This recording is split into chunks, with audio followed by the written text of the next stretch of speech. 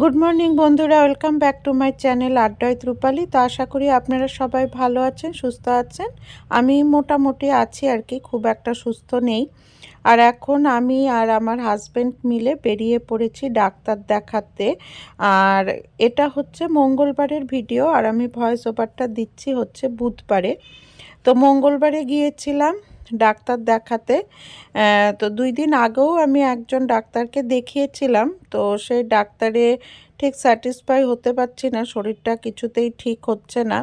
তো সেই কারণে আজকে আবার খাপরাইল মোড়ে আর কি, আমাদের শিলিগুড়িরই একটা জায়গা খাপরাইল মোড়ে, সেখানে যাচ্ছি ডাক্তার দেখাতে, একজন ভালো ডাক্তার। তো মানে আগের ডাক্তারকে দেখিয়েছিলাম, শরীরটাকে মানে যেরকম ছিল সেরকমই আছে, কোনো উন্নতি হয়নি। খুবই শরীরটা খারাপ হয়েছে, সেই কারণেই আবার এখন ডাক্তার চেঞ্জ করে অন্য ডাক্তারকে দেখাতে যাচ্ছি। তো এই ডাক্তারের চেম্বারটা অনেকটাই দূরে আমরা যেখানে থাকি সেখান থেকে। তো এই জন্য সকাল সকাল বেরিয়ে পড়েছি। ফোনে নাম লেখানো হয়ে গিয়েছে, আর এই যে ডাক্তারের চেম্বারে এসে পড়েছি।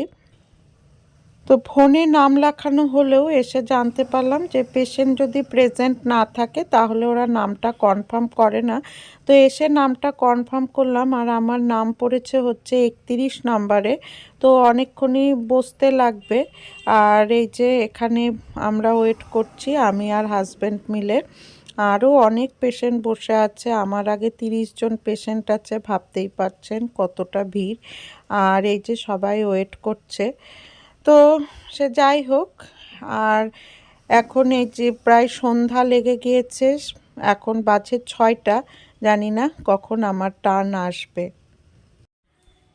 গুড আফটারনুন বন্ধুরা, আজকে হচ্ছে পরের দিনের দুপুরবেলা।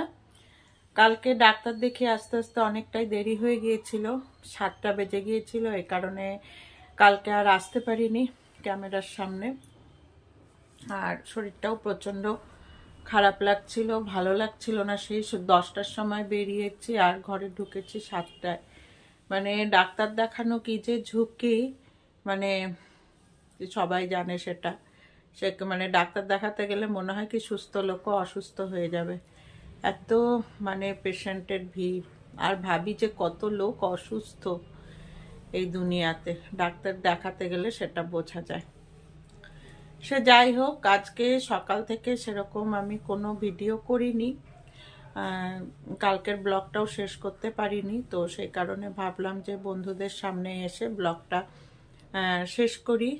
আর আজকে মানে খুবই সাদামাটা রান্না করেছি, একটা মানে সব সবজি দিয়ে ভাজা করেছি আর ডাল করেছি, এই দিয়েই আজকে খাওয়া হয়ে গেল। আর শরীরটা এখন আছে মোটামুটি। মানে কি হয়েছে, মানে হয়েছে কি আমার প্রেশারটা খুব হাই হয়ে গিয়েছে, আর স্পন্ডালাইটিসের যে ব্যথাটা সেটা খুব বেড়েছে। মানে প্রেশার যে আমার হাই ছিল সেটা জানতাম না।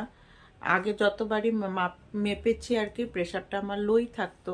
তো হঠাৎ করে প্রেশারটা হাই হয়ে গিয়েছে, তো এই জন্য শরীরটা খুব খারাপ লাগছে আর কি। তো ওষুধও দিল, প্রেশারের ওষুধ দিল, স্পন্ডালাইটিসের নানা ধরনের ওষুধ টষুধ দিল।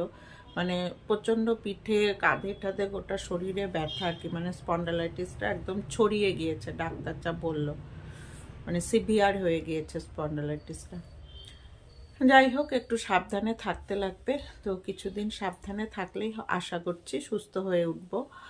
আর এইভাবেই একটু ভিডিও দিব, ছোট ছোট ভিডিও। ভিডিও না দিলে তো হবে না, আর ভালোও লাগবে না। ভিডিও না করতে পারলে আরও বেশি অসুস্থ হয়ে যায় মনে হয়।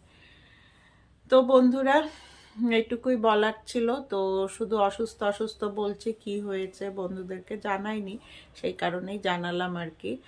আর আশা করি ভিডিওটি আপনারা দেখবেন, ভালো লাগবে। আর দেখলে অবশ্যই একটা লাইক দিবেন, আর আমার পাশে থেকে আমাকে একটু এগিয়ে নিয়ে যেতে সাহায্য করবেন। আমার যদি সবার ভিডিও দেখতে একটু দেরিও হয়ে যায়, আমি কিন্তু পরে হলেও দেখে নিব। তো সেই কারণে কোনো বন্ধুরা আমাকে ভুল বুঝবেন না। তো আজকে ভিডিওটি এখানেই শেষ করছি, আবার আসবো পরবর্তীতে নতুন আর একটা ভিডিও নিয়ে। তাহলে রাখছি, টাটা, বাই বাই।